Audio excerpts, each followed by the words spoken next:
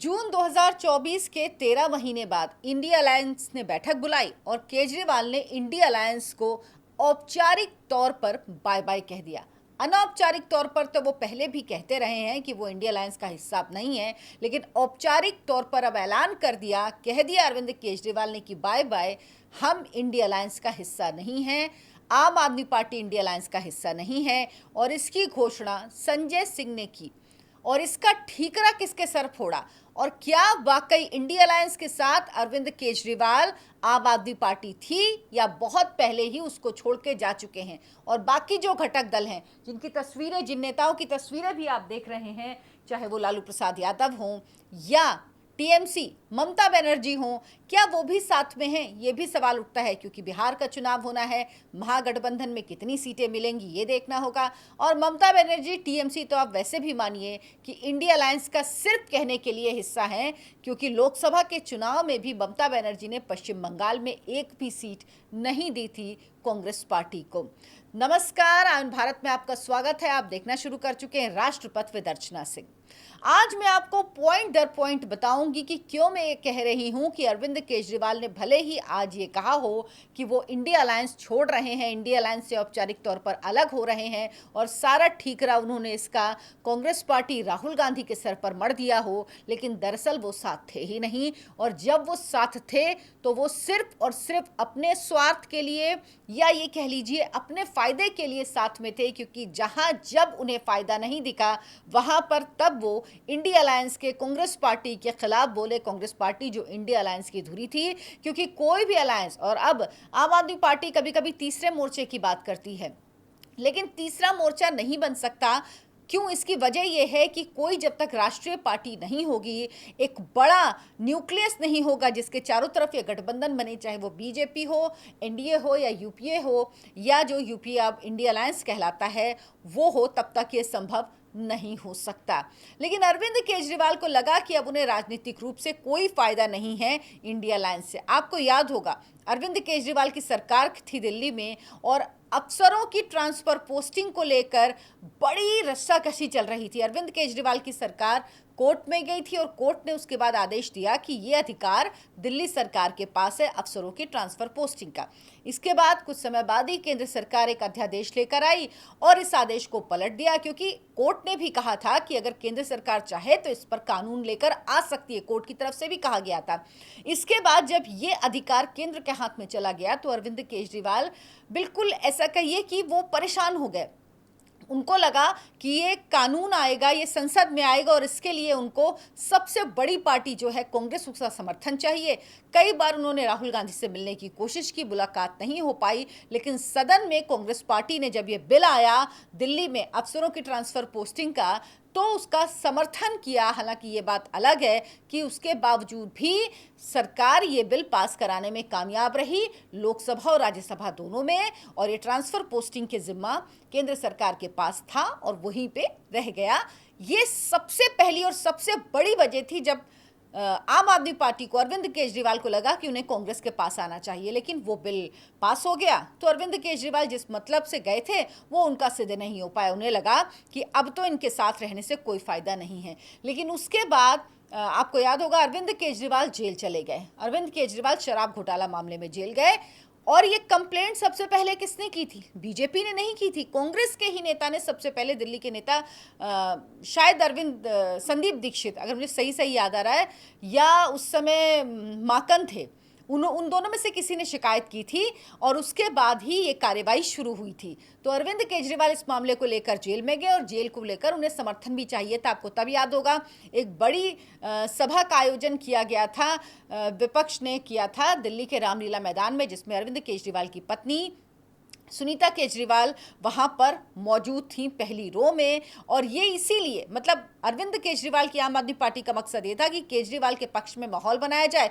इसीलिए India alliance के नेताओं की वो बैठक हुई थी जब अरविंद केजरीवाल जेल में थे। लेकिन अरविंद केजरीवाल जी जेल में ही रहे। उसके बाद कोर्ट ने उन्हें चुनाव के पहले प्रचार के लिए इजाजत दी थी। जब लोकसभा चुनाव हुआ तो आप देखिए, दो जगह जहां पर अरविंद केजरीवाल की आम आदमी पार्टी और कांग्रेस दोनों का गठबंधन होता तो शायद उसका कुछ आप कह सकते हैं कि दोनों के, क्योंकि वहां पे स्टेक थे। पंजाब जहां पर आम आदमी पार्टी की सरकार थी और कांग्रेस की सरकार हटाकर ही आम आदमी पार्टी की सरकार बनी थी, लेकिन अरविंद केजरीवाल आम आदमी पार्टी को लगा कि वो पंजाब में मजबूत स्थिति में हैं, उन्होंने वहां पर कांग्रेस पार्टी के साथ किसी तरह का गठबंधन करने से इनकार कर दिया। उस वक्त वो इंडिया अलायंस में थे, लेकिन दिल्ली में अरविंद केजरीवाल को लगा कि 7 सीटें जो दिल्ली की हैं वहां पर कभी भी लोकसभा की 7 सीटों पर कभी भी अरविंद केजरीवाल की आम आदमी पार्टी ने जीत हासिल नहीं की है। अरविंद केजरीवाल की प्रचंड लहर के बावजूद, आपको याद होगा 2015 का चुनाव दिल्ली का, जिसमें अरविंद केजरीवाल को 67 सीट मिली थी, लेकिन 2014 के लोकसभा चुनाव में एक भी सीट नहीं जीत पाए थे। 2013 में, उससे पहले वो दिल्ली में अपनी सरकार बना चुके थे। 2019 के चुनाव में भी एक भी सीट नहीं मिली। लोकसभा के चुनाव में दिल्ली में 7 में से एक सीट भी जीत नहीं पाए, जबकि 2020 के चुनाव में अरविंद केजरीवाल को दिल्ली के लोगों ने 70 में से 62 सीटें दी। और ये भी सही है कि ज्यादातर सीटों में जो कांग्रेस पार्टी है दिल्ली की 7 में से ज्यादातर सीटों में नंबर 2 पर कांग्रेस पार्टी ही रही थी। तो 2024 के लोकसभा चुनाव में अरविंद केजरीवाल का कैलकुलेशन यह था कि ज्यादातर सीटों में कांग्रेस पार्टी नंबर 2 पर थी और मैं कांग्रेस पार्टी के साथ, यानी आम आदमी पार्टी कांग्रेस पार्टी के साथ चुनाव लड़ेगी तो फायदा होगा और हो सकता है एक आध सीट जीत लें। इसीलिए एक गठबंधन में जो 4 सीटें अरविंद केजरीवाल की आम आदमी पार्टी को मिली और 3 सीटें कांग्रेस पार्टी को मिली और दोनों ने मिलकर चुनाव लड़ा, लेकिन नतीजा 0 0 0 + 0 0 ही आया, यानी 7 की 7 सीट फिर बीजेपी जीत गई दिल्ली की और एक भी सीट में आम आदमी पार्टी को कामयाबी नहीं मिल पाई। ये देखिए, यहां पर गठबंधन इसलिए अरविंद केजरीवाल ने किया क्योंकि उनको लग रहा था कि उनको फायदा मिल सकता है। इसके बाद दिल्ली विधानसभा चुनाव आया, जो सबसे बड़ा टर्निंग पॉइंट है इस पूरे गठबंधन का। अरविंद केजरीवाल चाहते थे कि कांग्रेस पार्टी दिल्ली में चुनाव तो लड़े, क्योंकि जाहिर सी बात है, लेकिन पूरे दमखम से ना लड़े, इसकी वो पूरी कोशिश कर रहे थे। अब सोचिए, 2013 में शीला दीक्षित मुख्यमंत्री थी, उनको हराकर अरविंद केजरीवाल मुख्यमंत्री बने, 28 सीटें जीती, कांग्रेस के गठबंधन से सरकार बनाई और कांग्रेस पार्टी जो लगातार दिल्ली में अपनी सरकार बना रही थी, अरविंद केजरीवाल के आने के बाद से सफाया हो गया, 0 सीट, एक भी सीट तक जीत नहीं पा रही थी। उसको अरविंद केजरीवाल चाहते थे कि वो चुनाव ही ना लड़े, यानी दिल्ली से अपना बोरिया बिस्तर समेट ले, या कम से कम इस तरह से लड़े कि कहीं उसकी प्रेजेंस दिखाई ना दे, सिर्फ नाम का चुनाव लड़े। लेकिन जाहिर सी बात है, कांग्रेस पार्टी की जो दिल्ली के नेता हैं उन्हें कांग्रेस पार्टी की चिंता थी। कहते हैं कि जो आला कमान है कांग्रेस पार्टी के, वो नहीं चाहते थे कि बहुत दमखम से लड़ा जाए, लेकिन इससे अरविंद केजरीवाल जी बड़े नाराज हुए कि भाई आपने इतने दम से क्यों चुनाव लड़ा। और वही एक पॉइंट, और वो नहीं भी होता, ये बहुत सारे विश्लेषक कहते हैं, लेकिन मैं मानती हूं कि अगर कांग्रेस पार्टी सरेंडर भी कर दे, ऐसे कोई पार्टी करेगी नहीं। कांग्रेस देश की सबसे पुरानी पार्टी है, सबसे बड़ी पार्टी है। ये कहना कि इस पार्टी को ना लड़े चुनाव तो वो पार्टी जीतेगी, तो आप बीजेपी की मदद नहीं कर रहे हैं, फॉर्मूला नहीं चलता। तो इस फॉर्मूले से तो कांग्रेस को खत्म करने वाली तो सिर्फ आम आदमी पार्टी है, दिल्ली हो, पंजाब हो, कहीं पे भी। गुजरात का मैं उदाहरण बार बार देती हूँ, गुजरात में खराब से खराब हालत में भी कांग्रेस पार्टी को 40% वोट मिलता है, लेकिन पिछली बार के चुनाव में क्या हुआ, 13% वोट आम आदमी पार्टी को मिला, कांग्रेस को 27%, यानी कांग्रेस का वोट मिला आम आदमी पार्टी को, बीजेपी का वोट परसेंटेज बढ़ा, कम नहीं हुआ आम आदमी पार्टी के आने से। आम आदमी पार्टी को कभी भी बीजेपी का वोट नहीं मिलता है, कांग्रेस का वोट मिलता है। आम आदमी पार्टी वहीं बढ़ती है जहां कांग्रेस है, बीजेपी को ज्यादा नुकसान नहीं कर पाती है वो। तो दिल्ली विधानसभा का चुनाव ये हुआ, लेकिन उसके बाद जो लोकसभा के चुनावों के बाद ही हरियाणा चुनाव हुए थे, आपको याद होगा, उस समय जिस तरह के तीखे हमले अरविंद केजरीवाल ने कांग्रेस पार्टी पे किया था हरियाणा में, और वहां पे भी कांग्रेस पार्टी ने साथ लेने से मना कर दिया था हरियाणा में।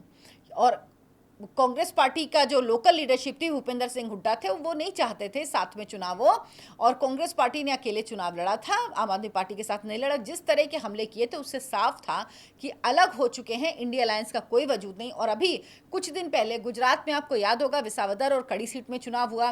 विसावदर सीट जो आम आदमी पार्टी की थी, उसको रिटेन करने में आम आदमी पार्टी कामयाब हो गई। इसके बाद भी अरविंद केजरीवाल ने कहा था कि कांग्रेस बीजेपी की गोद में बैठी हुई है और हम बिहार का चुनाव और गुजरात का चुनाव अकेले लड़ेंगे। जो इंडिया अलायंस है ये सिर्फ 2024 के लोकसभा चुनाव के लिए था, उसके बाद इसका कोई वजूद नहीं है। और अब पूरी तरह से ऐलान कर दिया है कि हम इससे बाहर हैं और इसका पूरा ठीकरा जो है वो किसके सर फोड़ा है, वो कांग्रेस पार्टी के सर फोड़ा है। और जाहिर सी बात है, कांग्रेस पार्टी बड़ी पार्टी है तो उम्मीद थी कि कांग्रेस पार्टी ही संभाल के रखेगी, लेकिन जून 2024 के बाद इंडिया अलायंस की एक भी बैठक नहीं हुई। अब जब लोकसभा का सत्र 21 जुलाई से शुरू होगा, जो 2 महीने चलेगा, माफ कीजिएगा 1 महीने चलेगा, 21 जुलाई से 21 अगस्त तक, मॉनसून सत्र के लिए ये बैठक बुलाई गई थी, जो ऑनलाइन बैठक थी। लेकिन इस बैठक में शामिल होने से इनकार कर दिया अरविंद केजरीवाल ने। और इसके पहले ये बैठक बुलाई गई थी कहाँ? मल्लिकार्जुन खड़गे जो कांग्रेस पार्टी के अध्यक्ष हैं, उनके घर पर यह बैठक बुलाई गई थी, लेकिन यहां पर सारे नेता नहीं पहुंच पाते, इसलिए इस बैठक को ऑनलाइन रखा गया। सोचिए हालत क्या है कि बैठक पहले मल्लिकार्जुन खड़गे के घर पे बुलाई जाती है 10 राजाजी मार्ग पर, लेकिन नेता पहुंच ही नहीं पाते, इसलिए कह लीजिए फेस सेविंग के लिए फिर इसको ऑनलाइन मीटिंग की गई, ताकि रणनीति तैयार की जा सके कि किस तरह से सरकार को घेरना है संसद के मॉनसून सत्र में। लेकिन ये समझ लीजिए, इंडिया अलायंस सिर्फ कहने को इंडिया अलायंस है, सबकी अपनी अपनी ढपली, अपना अपना राग है। औपचारिक रूप से ऐलान किया है अरविंद केजरीवाल ने, लेकिन बाकी कोई, कितने लोग साथ में हैं? ममता बनर्जी हैं ही नहीं, वो वैसे ही साथ नहीं हैं। इसके अलावा तमाम जो क्षेत्रीय पार्टियां हैं वो तब तक साथ हैं जब तक उनके अपने हित सध रहे हैं।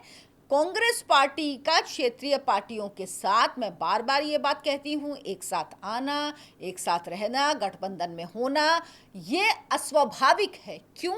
क्योंकि जहाँ जहाँ क्षेत्रीय पार्टियां बढ़ी हैं वहाँ वहाँ कांग्रेस पार्टी खत्म हुई है। तमिलनाडु देखिए आप, दिल्ली पंजाब का उदाहरण है ही आपके पास, आप उत्तर प्रदेश देखिए, चाहे समाजवादी पार्टी हो, चाहे बीएसपी हो, आप पश्चिम बंगाल देखिए, टीएमसी हो, सारे उदाहरण आप देख लीजिए, सारे उदाहरण आप देख लीजिए।